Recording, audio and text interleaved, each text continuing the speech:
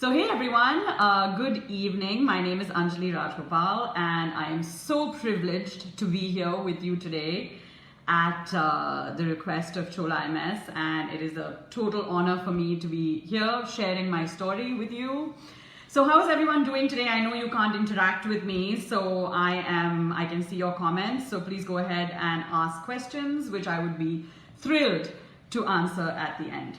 So we're going to quickly get started and I'll tell you a little bit more about myself, and you guys can let me know what you think when I'm done. Okay, so well, my name is Anjali Rajgopal. I am a motivational speaker. I'm an entrepreneur. I am a women empowerment activist, if you can call me that. And I have had multiple careers in my life and currently work in corporate retail. But the story I'm here to share with you today is one that I think is extremely powerful for the times in which we're living right now, given COVID, given the kind of the lockdown, the isolation, the devastation of relationships, of businesses. I think the time has really come for us to kind of tap into our identities and our resilience to move forward as better, bigger, and stronger people.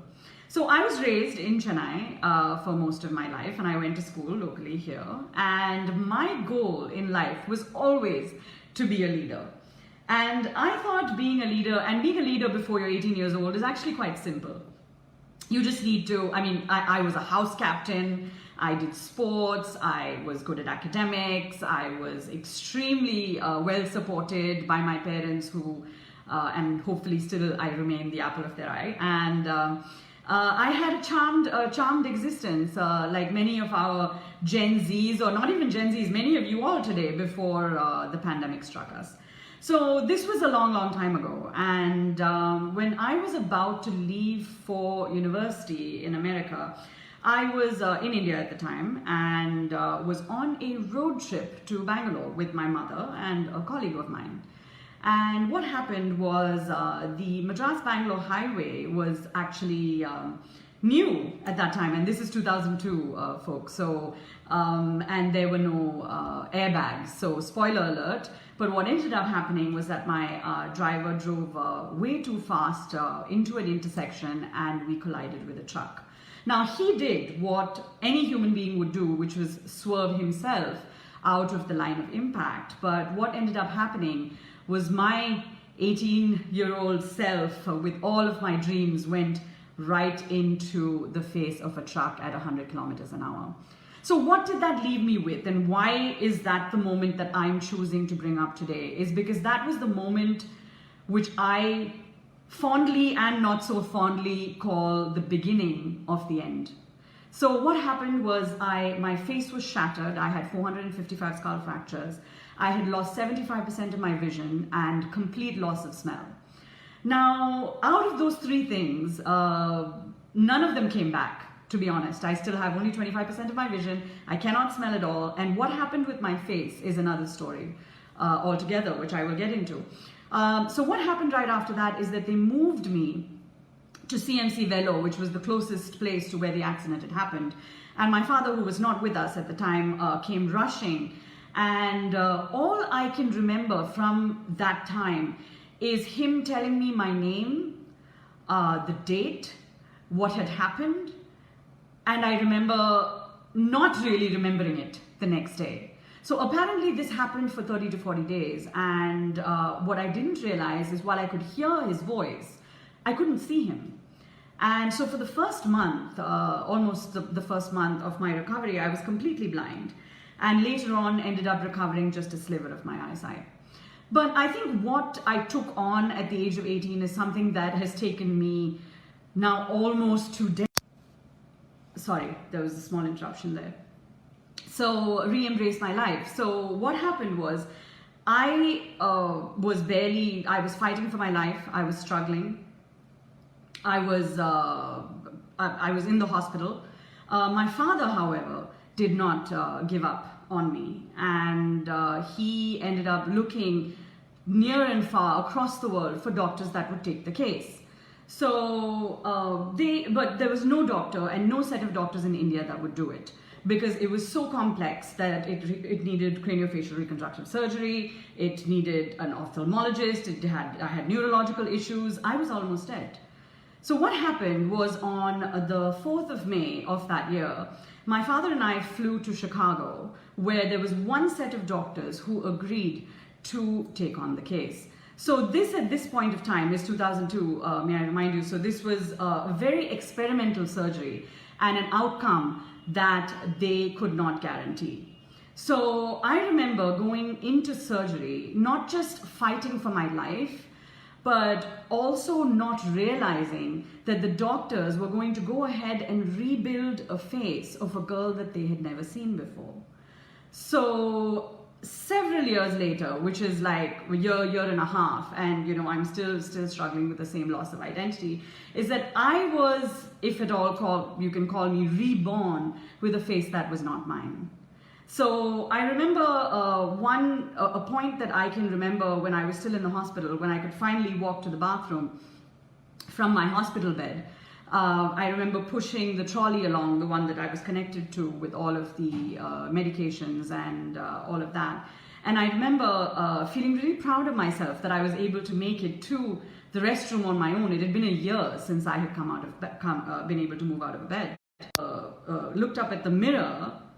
The girl that I could see in the mirror, I could barely recognize. So she was broken, she was devastated, and she wasn't me. So I think for me, that was my COVID, and this was many, many years ago. So when I hear people talking about the pandemic now and complete loss and complete devastation, I remember what I have been dealing with and going through since the age of 18. And but I think what I want to highlight to all of you today is what I chose to do after that happened. And I remember going to the Cleveland Clinic with my father, and we were now out of the hospital. I was out of ICU. I was out of imminent danger, but my face still wasn't done yet, and I could barely see, and I needed to hold somebody's hand while I crossed the street. So where were we? Where was the girl, house captain, ready to take on the world, come back, take over the family business, and be the leader that she wanted to be, to the girl who could not recognize herself in the mirror, could barely see more than 1 or 2 fingers in front of her, and couldn't smell or taste her food anymore? It felt like life was finished. But I remember a very important conversation my father and I had when we had left the Cleveland Clinic, like I was telling you earlier, where they told me for the final time that I would never get my eyesight back, that it was gone and it was gone forever. And acceptance is a very, very hard thing to even understand, comprehend, or embrace, when you're I was 19, 20 by that time. So I remember my dad telling me, Anjali, you don't have to go. I mean, you can go to college if you want to, but remember, it's not going to be easy. People are going to look, people are going to stare. And he was right, because even when we walked around in Cleveland, people would cross the street when they saw me, or parents would take their children and cross the street because it was disfigured. It was scary.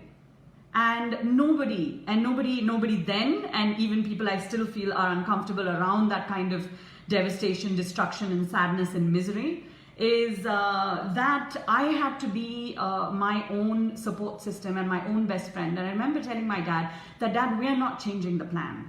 I'm not going to go to university. So the place where one of my biggest aha moments took place was in Cleveland, where we walked into a sunglass hut, and I bought 6 pairs of oversized sunglasses, which I ended up wearing for the first 2 years of university when I attended the University of Chicago. Now, what is amazing about my university story is that the University of Chicago was always a dream school of mine, but since I had the accident and was admitted into hospital, I hadn't had time to apply, and I actually dictated my admissions essay from my hospital bed, and people actually came to interview me in Chicago at the hospital and admitted me way past the deadline. I think they saw something in me and admitted me, and I got to have the most fantastic 2 years of college while I was hiding behind those sunglasses. Now, trust me, it wasn't easy. People speculated. People were wondering who this girl was, like whether maybe I needed an exorcist, maybe I was hiding from a government. There was a sense of mystery, but I was embracing and enjoying the fact that my life and my decisions, my final decisions to be educated, hadn't actually been snatched away from me. I was still living that life in some small way. So what ended up happening was that I transferred to, actually in my third year, transferred to California to warmer weather, because my face had been reconstructed with metal, which used to contract in the cold. So I used to have excruciating pain during Chicago winters when my face used to contract. And I remember, never, when people ask me about those times, about how I managed to get through it, I only saw what getting to the next day would look like. And that I needed to make it to the next day, and I needed to make it alive, and I needed to learn to, if not love or even like the girl in the mirror, I had to actually be able to live with her and make friends with her.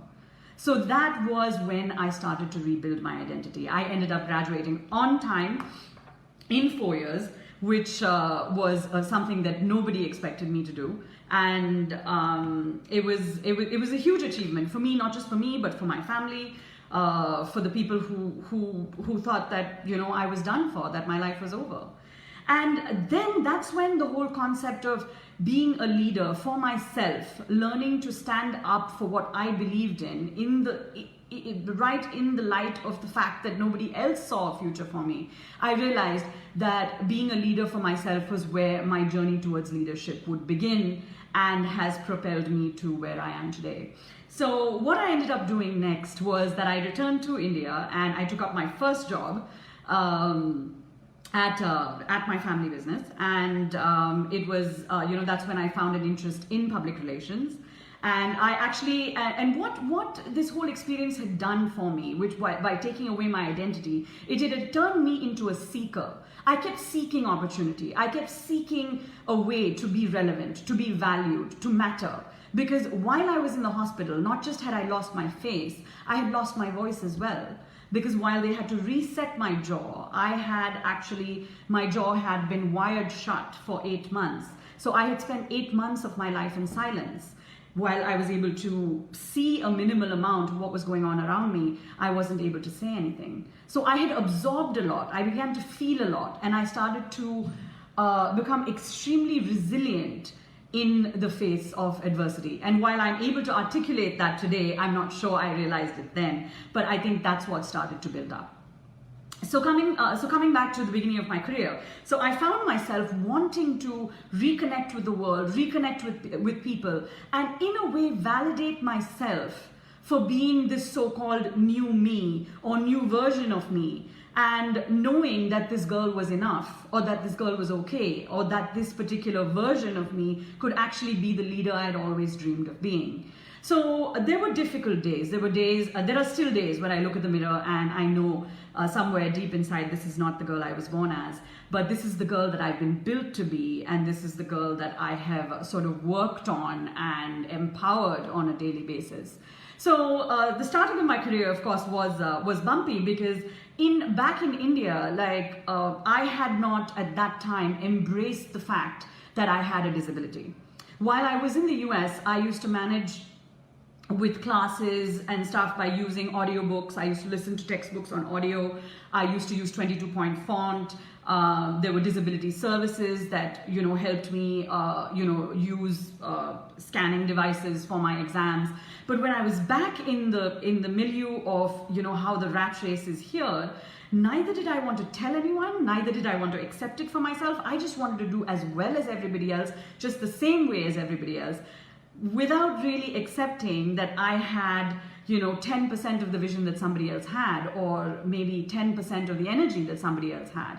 And that was where my next learning curve really started, and that's what I wanted to share with you guys. So while I finished my first year back at my job was me being extra. We actually launched a women's wear line at that time, so I had a great time actually initiating a PR division within the company. I then moved on to finding a role in media, because through my public relations journey, I had managed to land a role across 3 media channels: print, radio, and television.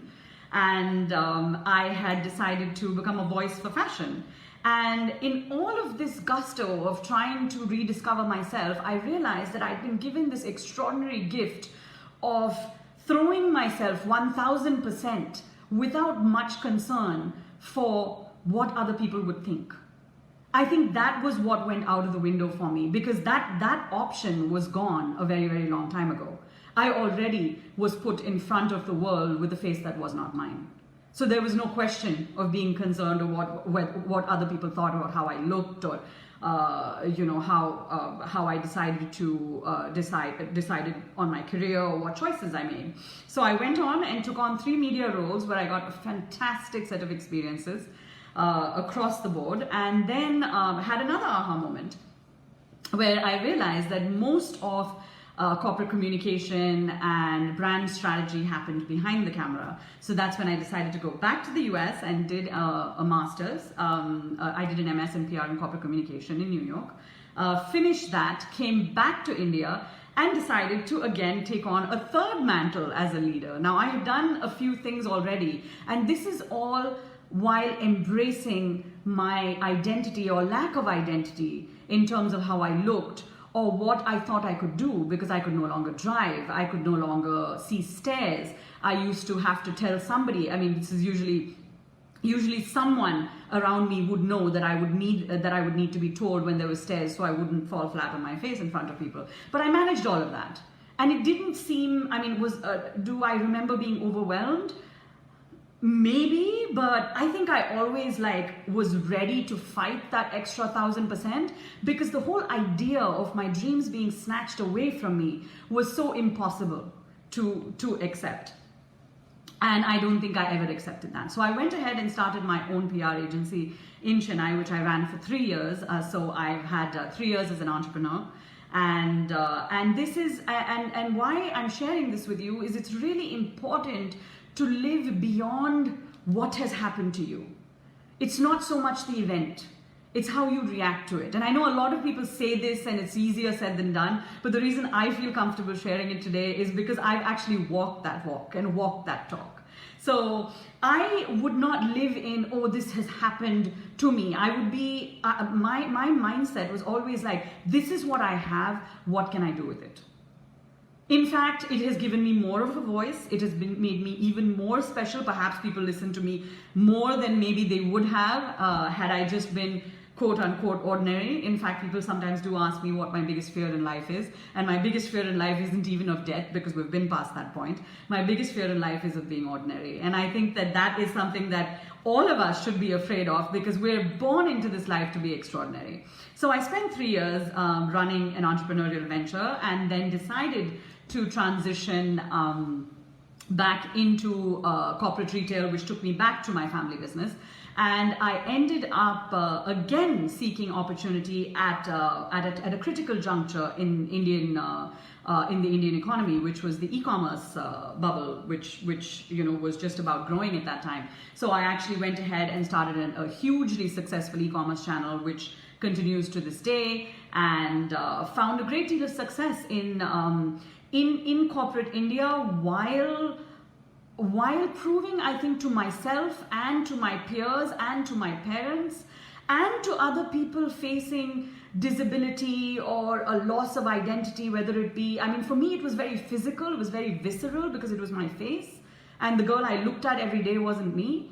But any kind of loss is a source of grief, right? And I think one value I've always embodied is that while I acknowledge that grief exists, it's always fleeting. I don't allow it to live in my life, because that is permission that I need to give. And I've never given grief that kind of permission to come and sit and live within me and fester and own me, because that's when it takes away from all that I can achieve. So.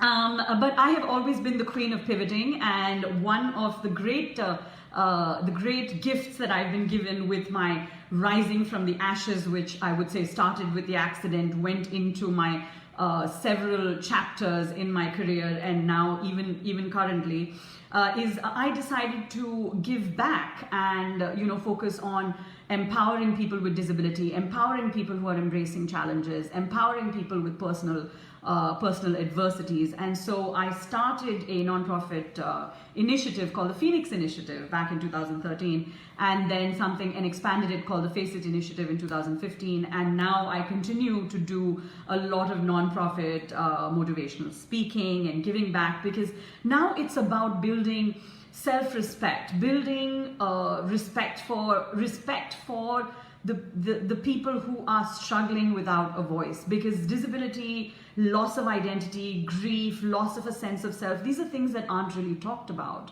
And people are more comfortable, sort of just telling everyone they're fine and sweeping things under the carpet, rather than embracing what they've lost, or or rather, on a more positive side, what they've been left with, and then making something of it. So I'm now in the midst of pivoting into perhaps my next chapter, but not quite ready to announce what that is yet. But I've been extremely privileged to give a TEDx talk on this subject, which was at the end of 2019, which really, catapulted me into a global stage of being a speaker and someone who is able to give to the audience a sense of companionship, and I think a sense of support that, I've walked this walk and I'm still sitting here today, and trust me, I'm as unhappy with many things about myself as any of you are, but I'm a lot more happy about what I have been able to accomplish. So I'm sure a lot of you have questions, and I have been given a time limit. So that is in essence my story of learning to live and love the girl in the mirror, and learning to embrace the choices I was given or not given, and then still turning my life into what I wanted it to look like. So hopefully we'll become a leader of greater repute tomorrow. So if you guys want, we can switch to questions. I've got a lot of you watching here. I am happy to take questions at this point.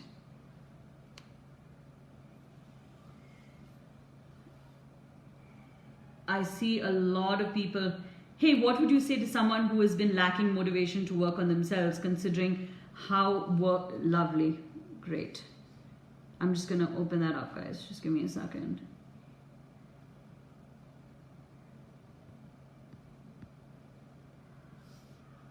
Yeah, life. So this is from Aditya. Hey, what would you say to someone who has been lacking motivation to work on themselves, considering how work and daily life takes a lot of their time? Now, the question I would recommend that you ask yourself, and that I ask myself every day, is what is the purpose of all of this? Are we just doing this to feed ourselves, to dress up, to buy something nice, to make our parents proud? Because at the end of the day, the purpose, the impact and purpose that you want to accomplish in your life needs to be central to everything you do. And I think that motivation goes out of the window when you lose sight of why you're doing what you're doing. The question is, everybody aspires, all of us aspire for a certain kind of greatness. And that greatness can even lead to what we call, a sense of peace or self-actualization when you evolve through the ranks of Maslow's needs, if you will. But I think reminding yourself of your best skill sets, your biggest wins, some of the things you can do better than others, I think are good little pick-me-ups for the day, especially when things are looking difficult around you. What keeps you going? The first thing that keeps you going. So I will be honest, I've always been a bit of an overachiever, and I think that my biggest, I would first call it an issue, and then it turned into a credo, if you will, has been that I get to decide what happens with my life. Nobody else gets to decide. So whether it's nature, whether you want to call it fate, destiny, I create that. And that's what keeps me going. So as long as I'm finding opportunities, finding people to talk to, finding the next big thing, because there are many ways to find value. I mean, you're not, it isn't just in beauty, it isn't just in coming first in say one kind of race. There are so many kind of, I mean, your biggest competition at the end of the day is yourself. So you want to be outperforming yourself every day. The question is, are you doing better today than you did yesterday? And that, I think, is what keeps me motivated on a daily basis. What do you say was, sorry guys, I'm reading questions. Yeah, still, so if you guys if you guys have anything more specific, I would be happy to answer, or I would share some thoughts that I think are extremely relevant, especially in, I mean, this happened to me in 2002 at a time when there was no playbook for this sort of thing. There was no technology. There were no promises made. It was just, my father and I just dove into it because we were coming from a place of what we called no choice. We had no choice but to swim. The thing is, I feel today we've got a lot of technology, a lot of support systems, a lot of choices out there. So all you really need to do is sometimes reach out, speak to somebody, ask for help.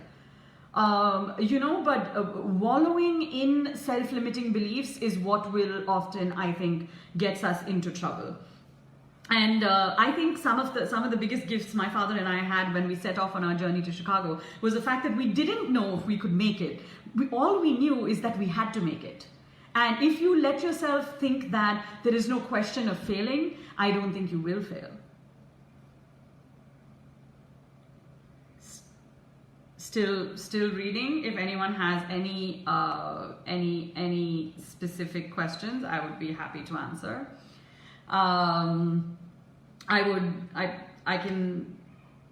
If anyone is joining us recently, my name is Anjali Rajgopal. I am sharing my life story, which some people call inspirational. I can only call it the only way I know how to live, which is living each day to its fullest and never ever taking no for an answer. I think some of the important things is I don't compare myself to others. I don't look at other people with envy. If the other guy can drive, there's a lot of things that I can do that he can't do. So, at the end of the day, life is actually in balance. It's for you to tap into focusing on what you do best and really developing it. Was there something I did on a daily basis to deal with my fears? Now, I will be honest with you, I think fear started creeping in only a few years later, because in the beginning, it was a fight or flight. So I came out of that hospital swinging. And when I say swinging, I came out of the hospital in a wheelchair. So my next step was to get up and walk on my own. My other big step was to walk into a cafeteria full of 300 people wearing sunglasses who were probably wondering why I was wearing sunglasses at 8 p.m. at night. But my whole thing was about telling myself, Ki Anjali, you can do it. You can do it. You can walk through this, you can walk past these people, and you can be yourself and you can embrace it. And I think that's what we all need to get past. We need to get past the judgment, and we need to get past, because what is fear? It's a manifestation of what? It's a manifestation of our concerns of what somebody else will often think. But the end of the day is, what do you think? And my biggest battle has been when I came back to myself in the mirror, even the girl staring back at me in the mirror wasn't me. So I had to be everything to myself inside my soul, if that means anything. So I don't think fear has ever been an option. And I think, and if anything, you can channel fear into being a positive source of energy. Because remember, if there's a lion running after you and wants to make you its dinner, you know that you're probably going to, break your last record running. So fear can be a driving force for change. Fear can be a driving force for achievement. It doesn't necessarily have to be debilitating. Well, how to stay motivated when the going gets tough? Now, the going is always going to be some kind of tough. Okay, the question is how tough. I think that we need to let go of this whole concept of that the going is, there's always going to be something wrong. The question is, can we accept that there's always going to be something wrong and that you're still going to do your best with what you have anyway? And what's really funny is that, at least for me, in my, especially the last few years, and I find you know, a lot of my young Gen Z friends having palpitations over a pimple, and I think back about some of the challenges that I faced. And I just think to myself about how many things that I'm given, how many of the things that I've been given with so much gratitude, that, you know, I was able to get surgery, I was able to get a face, even if it wasn't my face, and live with it. And, you know, I learned to do some makeup along the way, which you all are seeing. So going is going to get tough. The question is, you just need to be able to get back up on your feet. It doesn't matter how many times you've been knocked down. And I can take maybe one more question, and I don't think I'm allowed to bring anyone on camera, but it has been a complete and absolute pleasure talking to all of you, and a huge thank you to Chola MS for letting me freewheel through this session, where I got to share my story all the way from 18 to today, where I still feel like 18, but I would say with a little more maturity. I have a long, long way to go, and a very, very long life left to live, and a lot more to accomplish. And I'm sure that any of you that are feeling the stress of the lockdown, or the stress of perhaps losing your job, the stress of perhaps being stuck in this box, just remember that every ending only is a harbinger to a new beginning. So you can be, I urge you to be nothing but excited about pivoting, maybe doing something new, maybe doing something better, or making that quantum leap in whatever you've been planning to do for the rest of your lives. And I wish you all the very, very best of luck. And you have all my love and best wishes. And again, a big thank you to the team at Chola MS, to the social media team that has been so wonderful in facilitating this. I apologize for any of the interruptions and the background noise, but we are living in a very, very digital space where you know, there's just so much chaos. But the beauty is I've been able to connect with all of you, stay present, and I think if I were to leave you with anything, just remember to stay present, and the life, and when you are, and I think when you do stay present, you'll be able to see a lot more beauty around you than just the reminiscence of some of the scars that you've been left with. Okay, so lots of love and luck, and wish you all a fantastic rest of the week.